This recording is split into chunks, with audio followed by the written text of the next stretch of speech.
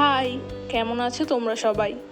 অনেক দিন আগে মাটির এই আদিযোগীটা আমি বানিয়েছিলাম। আজ নীল ষষ্ঠীর শুভ দিনে ভাবলাম এটাকে রং করা যাক। তো যেমন ভাবা তেমনি কাজ, বসে পড়লাম রং নিয়ে।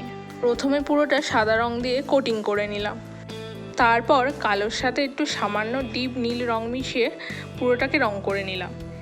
রংটা শুকিয়ে গেলেই রুপোলি রঙের ফেব্রিক কালার দিয়ে হালকা করে শেডিং দিয়ে নেবো।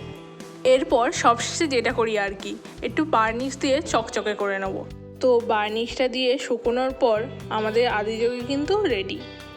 আমি কিন্তু খুব একটা ভালো পারি না, তোমরা তবুও দেখে বলো কেমন লাগলো তোমাদের। আর হ্যাঁ, ভিডিওটা ভালো লাগলে অবশ্যই লাইক করে দিও।